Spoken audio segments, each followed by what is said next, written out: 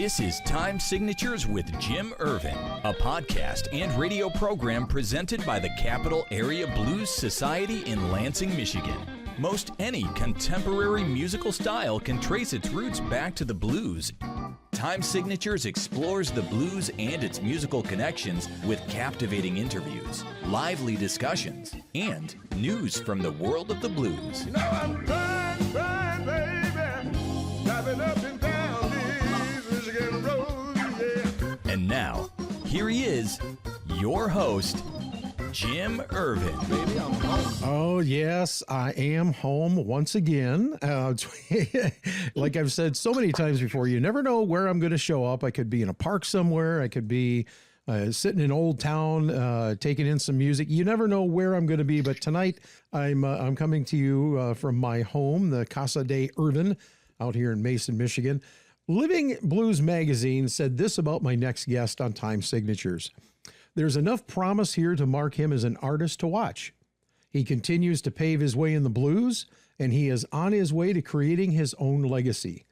Now, this young man is a product of the Houston ISD Fine Arts Magnet Program, a 2020 graduate of Kinder High School for Performing and Visual Arts, an emerging young Texas guitarist who just came into Memphis for the 2023 International Blues Challenge and swept past the competition to not only win the band division, but he also took the Best Band Guitarist Award. Oh, and by the way, he's only 20 years old. Mathias Lattin, welcome to Time Signatures.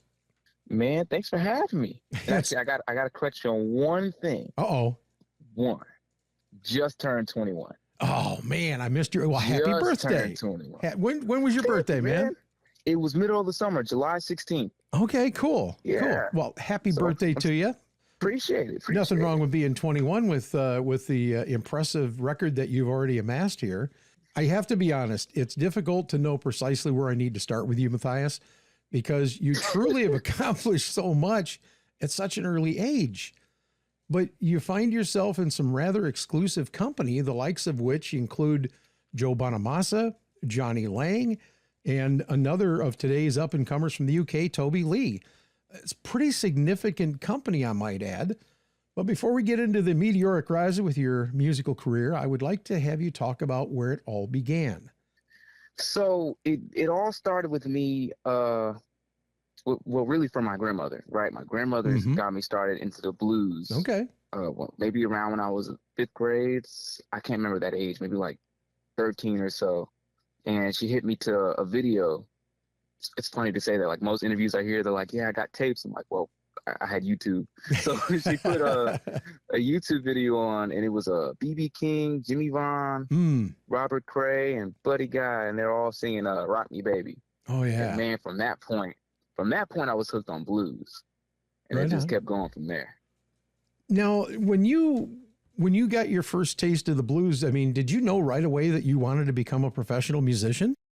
Yeah, just about, man. Like, so BB's one of my like biggest inspirations, and really when I saw him, and I just kind of depth dive, and I was like, okay, I want to do this like professionally. Like this is the goal. This is the end all be all. I got to figure this out.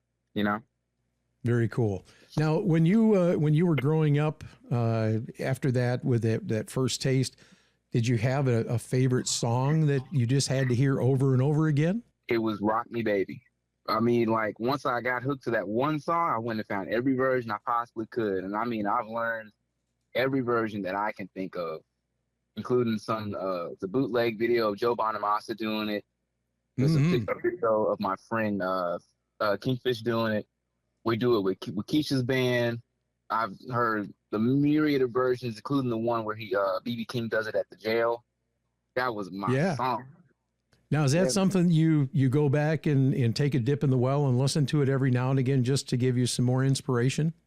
I do, actually. And actually, I'm glad you said that. Like, I just listened to, I had been listening to my own music, trying to make sure it was all right lately. And, you know, gearing up for all these festivals and stuff, trying to do my own parts. And I just had to put on some BB yesterday. And that was like the whole day, just from beginning to 2 a.m. when I got home. It was just BB and a lot of just, you know, a lot of versions of Rock Me Baby on my phone. I didn't realize it till you said it, to be honest with you. Nothing wrong with that if it's quality, right? Oh, absolutely. Yeah. Now, I know you've mentioned BB several times here already. Talk about some other some of your earlier musical influences. Did you have some others that really caught your ear? Who were they? How did they shape the blues journey? So, I like a lot of guitar players. I actually like a lot more horn players than I like guitar players. But the guitar players that kind of shaped my sound, I would say, with guitar in general. Like, so I listened to a lot of Wes Montgomery. I got a little bit of jazz training under my fingers. Right. Wes Montgomery and some George Benson. And I can't be a Texan without mentioning Mr. Albert Collins. Yeah, you're right on, man. The late great Johnny Guitar Watson, that's for sure. That's been a major thing as of late. It's real funky blues style kind of thing coming out of. Well, he's from Houston by way of California, right? And then okay. I really like Albert King. Really like Albert King because I like changes in the music. I love different kind of chord qualities, and when I can find that, I try to stick with it. That stuff is beautiful. Right on. I want to kind of turn the page just a little bit here. I'd like to have you describe your creative process when you're writing music. Do you normally start with the words? Do you start with a tune? How does that come together?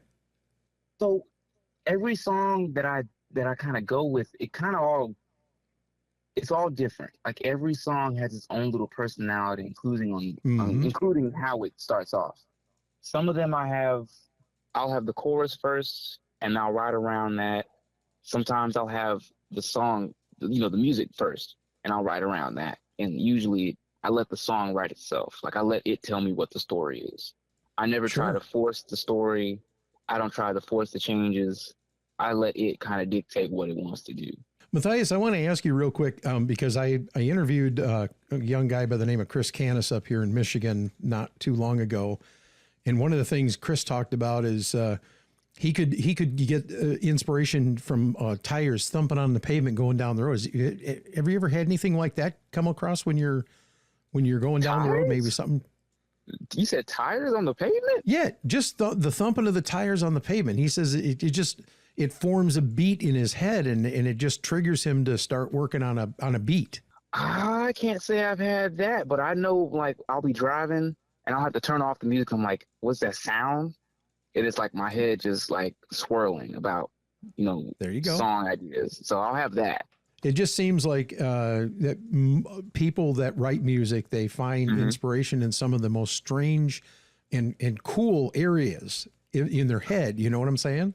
Yeah, man. Like I won't go to sleep. Like I can't go to sleep listening to music or any of that because I constantly rearrange stuff as I'm listening. So I have to be careful about that. So otherwise you're going to be working all night, huh?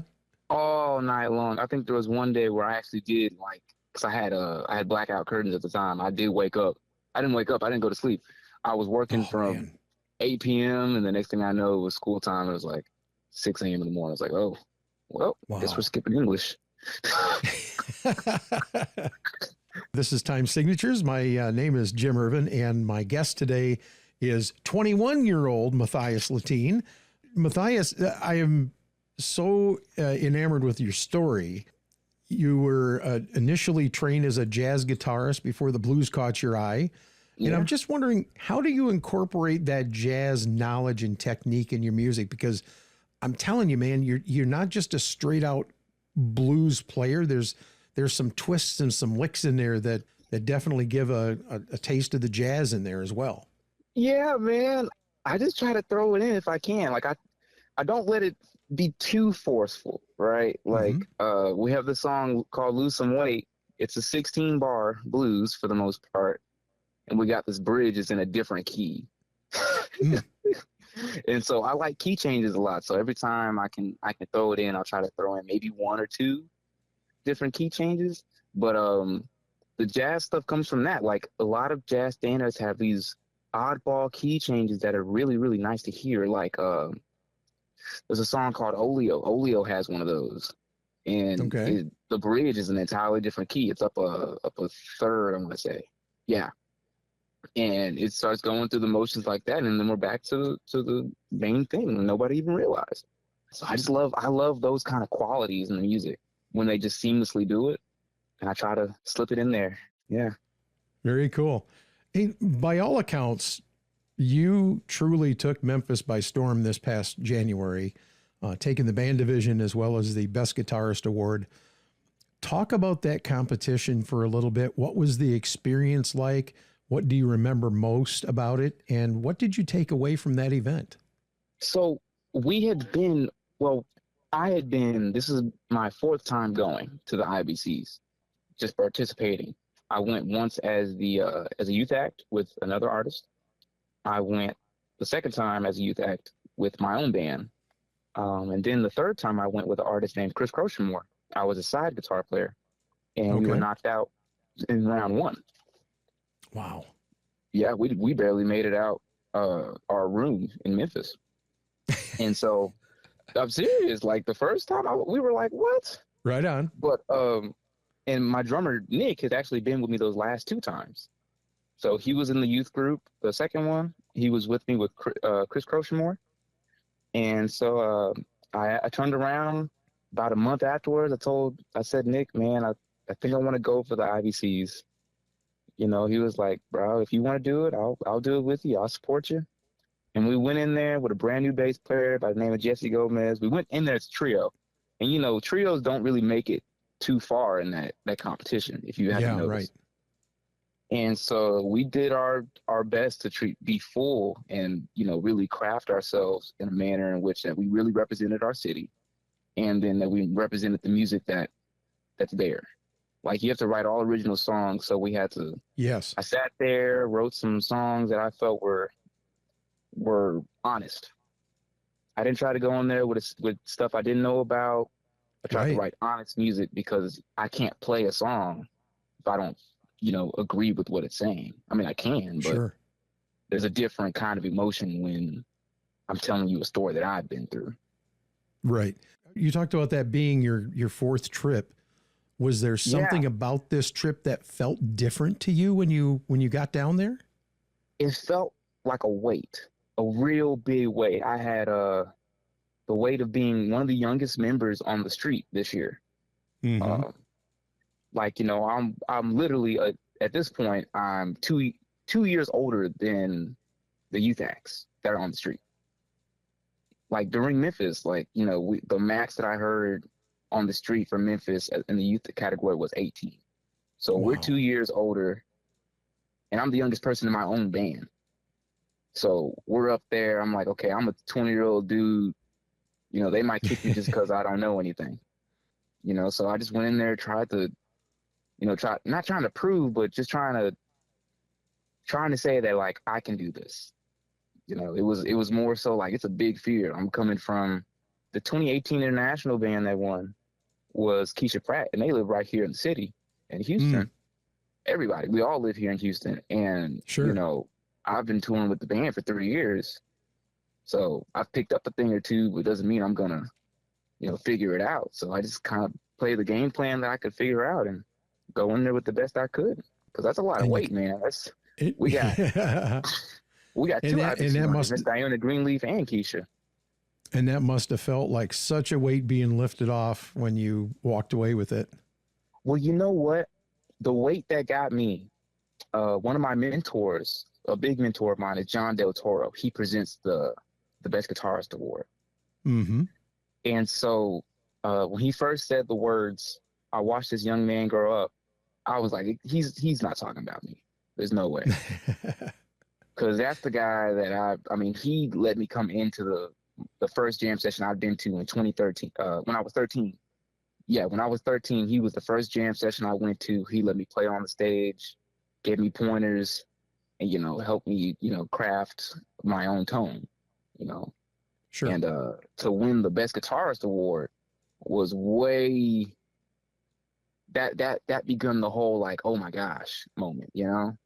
Mm-hmm. And to be in the top 3, first off, everyone that went in that Orpheum was just over the top phenomenal. Like, they really had me, Nick, and Jesse like, okay, we didn't get this. There's no way. To even know we were in the top 3, that's crazy. The fact that we won, man, it just made all of them like sleepless hours that we put together, like those rehearsals that went from 2 p.m. to 9 p.m. just worth it. Let me ask you, when you won that night, did you sleep? I didn't sleep till like maybe 3 a.m. and our flight was the next morning at 5. I can only imagine. I mean, that's like the pinnacle of what you've been working on for years. Yeah. I mean, like, cause you got to remember when I went with my band in 2018, sure. Keisha won. And, you know, they came in and helped us. And it was such a full circle moment because the youth band that we sent this year, me and my guys, we came in and helped them. It was so surreal. It was like not copy and paste, but like, wow, we're putting our energy, our good energy into the world, and this was what happened, you know? And I know that had to feel good. Looking at your tour dates, and I've been peeking here, you got the Heritage Blues Festival in Wheeling, West Virginia. And by the way, this weekend, yeah. When you're down there, I want you to look for a guy by the name of Ben Levin. Okay, he plays piano. Piano, oh. Yeah. Yeah. I think I talked to him at the BMAs this year. I interviewed him just a couple of days ago, and I told him to be looking for you, and he was excited to know that you were going to be there. So do me a favor and go up and tell him that Irv said hi. Would you do that for me? I sure will. I would appreciate that. So you've got the Heritage Blues Festival. You've got the Big Blues Bender in Vegas, which is like off the charts. Oh my God, going to be fun. Arguably two of the biggest events of the year. And then you're slated to appear on the legendary Rhythm and Blues Cruise in October. And that's leaving out of San Diego, right? It is leaving out of San Diego. And Ben's going to be on that one too. Yeah. So how do you prepare for events like these? I mean, these aren't just little things. Man, we rehearse hard. We really do rehearse hard and long. Like, we're very meticulous. And the thing I love about working with the people I work with, they catch me when I'm wrong. Like, we do show notes and stuff like that. And they'll be like, hey, man, you kind of missed that lyric there. But, hey, it happens to all of us. That's a big thing about it, man. If no one's accountable, then how can we keep moving forward? But, you know, we try our best to just give the show we can give, right? We get up there, all the work we put in, and we throw it out the window and just have some fun. Nothing wrong with that. Yeah, because at the end of the day, we want to make sure we're all having fun. If we're not having fun, y'all aren't going to have fun, like the people, you know? So that's a fact. That's the thing, you know? We write some good songs, go in there, give y'all what we got, and have some fun with it. You're listening to Time Signatures. I'm your host, Jim Ervin. I've got Mathias Lattin. He is the 2023 winner of the International Blues Challenge out of Memphis, Tennessee. And he is a Houston native. And I guarantee you, we are definitely going to be hearing a lot out of this guy. But I've got to start asking you a few questions here and just have a little bit of fun for a minute. Because like you said, if you're not having fun, I'm not having fun, right? Right. So let me ask you this. If you could have any big name blues artist on stage with you, past or present, who would it be and why? Okay.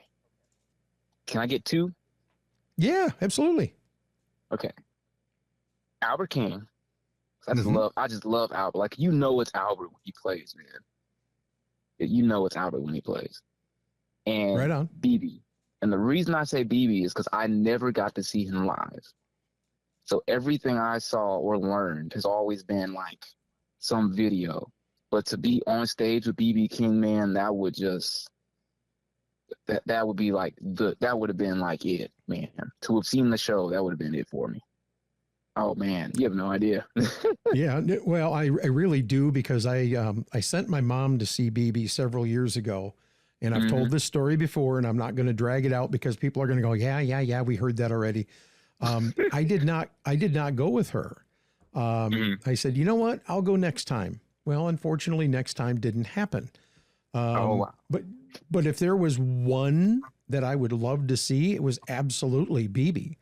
I did get to see Buddy Guy this year during his Damn Right farewell tour. The man still got it. Oh yeah, and you know what? I would also love to share the stage with Eric. Eric Gales? Yeah. Oh yeah, yeah. And it's funny that you mentioned that, because when I was talking to Ben, he mentioned Eric Gales also. There's something about that Chicago group, man. They're just something else, aren't they? Well, you know, Eric is from Memphis. Right, but he does a lot of stuff up in the Chicago area. That's why I mentioned it. Does he? I didn't know that. Yeah. Wow. Learned something new. But yes, Eric Gales, he is definitely, that guy is on my bucket list. I want to see him. I want to interview him. You know, I'm working on getting some stuff together to interview a couple of people. I just put in a request for Toronzo Cannon, and I love Toronzo. Oh man, we got to see him this summer. He was fun, dude. He was just fun. And John Primer's another one. If you get a chance to see John, he's a blast. Oh yeah, absolute blast. Yeah, he's amazing. I like him. Absolutely. So if you could play anywhere in the world, anywhere, where would you go? I want to go to Belgium. I really want to go to Belgium. Okay. So my sister played professional volleyball in France. So France would be a number 2. But my number 1 has to be Belgium. I have no reason other than any excuse to have a Belgian waffle. a true Belgian waffle, right? A true Belgian waffle. Now, realizing that you're still quite new to the music industry, I mean, you are, but you aren't.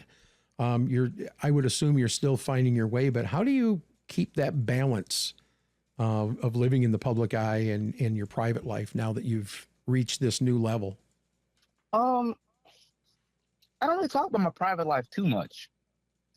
You know, in Houston, it's a different thing. Like, our blues scene is good, but it's not like, you know, walking down the street in Chicago. Walking, you see Kingfish and Clarksdale, and everybody knows where he lives, you know? Right on. It's not that. And we're so spread out. It's almost like, you know, I can still live a regular life here, but I try pretty well not to mix the two. I go home, I talk about my day. You know, I'm going to talk about this interview later and be like, you know, they asked me where I want to play, and I said Belgium for some reason. and you know, I try to just do that. You know, it's still a regular work day for me. It's what it is. It's work. It's fun work, but, you know. Well, I'll tell you, I really enjoyed watching the video from the Orpheum. Unfortunately, that's the only music that I found out there for you. I'm assuming you've got to have something in the works. Talk to me about plans for a future CD. Is there anything in the near offing? There's absolutely works oh my gosh, I can't speak today. Whoop, whoop. There's absolutely stuff in the works for a future CD. Sweet. Hopefully very, very soon. Actually just got word back as we've been on the phone. My mastering engineer just sent me all my stuff back. So nice. Hopefully very soon. And you know, there's some really good songs on here. Like we talked about how my musicality and all that, I think it really shows in both the best and the worst ways. And you know, it's stuff I really stand by. You know, I may not have the same stories as some other people, but this is stuff that I really stand by and I really like. And that's always the hard part. I also produced the album myself. So, well, yeah. And you know, if I can give you one tiny piece of advice, man, be true to yourself, because I mean, what you guys put together for the competition, you know, for the IBC, obviously did the trick, man. I mean, why mess with it? If you know, do what works for you. Yeah, man, we're trying to make sure we do that, you know, just stick to being Matthias. I told my bass player, my drummer, like, you know, and we actually have an organ player. Okay. People keep asking me, like, so do you just not have a keyboard player? I'm like, no, we have him. Just, you know, we're just getting into this thing on the major platform, you know. Well, and to be honest and fair, I mean, you've got time to grow, you've got time to expand, you've got time to develop, and well, my thing is, man, I'm here for the ride. I want to learn it all. And, obviously you can't live life without making mistakes. So I'm going to make a mistake somewhere, but I'm here for the ride, living and learning. And that's really what I want to make sure that I do. I want to make sure I'm living and learning, and that I'm passing on honest music to everybody. Right on. Mathias Lattin, I want to thank you so much for joining us on Time Signatures. We wish you all the best in your future. And by all means, when that CD comes out, reach out to me. I will buy one. Without hesitation. All you got to do is give me a call, and I will order. And I'm looking forward to hearing what you got going. So, man, until next time. Well, I appreciate that, and we can bring you back on and talk about it too. But until next time, we appreciate everybody listening in, and we will see you soon. This has been Time Signatures with Jim Ervin, presented by the Capital Area Blues Society in Lansing, Michigan. For more information on cabs, visit capitalareablues.org. You can find this episode and past episodes at lccconnect.org. The Time Signatures theme song, Michigan Roads, is used by permission and was written by Root Doctor, featuring Freddie Cunningham. I'm trying, baby, driving up and down these Michigan roads, yeah. Until next time, keep on keeping the blues alive.